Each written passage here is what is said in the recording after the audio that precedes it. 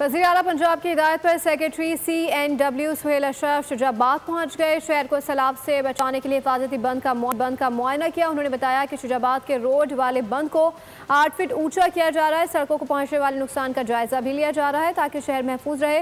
Secretary ने taboo waste management और सुथरा पंजाब प्रोग्राम के वर्कर्स की काविशों को सराहा और कहा कि वज़ीर आला पंजाब मरियम नवाज ने हर मुमकिन इंतजाम की हिदायत की है।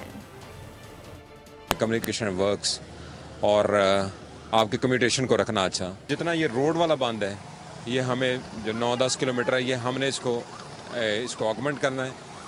तो इसमें जो मल्टी प्लॉन्ग हमारी स्ट्रेटजी है, सबसे पहली स्ट्रेटजी ये है कि हम जितने इसके अंदर आपकी पुलियाँ हैं, पुल हैं, उनको प्लग करें।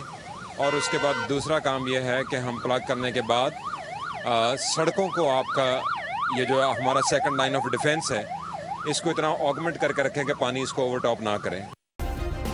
सब्सक्राइब करें और बेल दबाएं ताकि कोई खबर रह न जाए।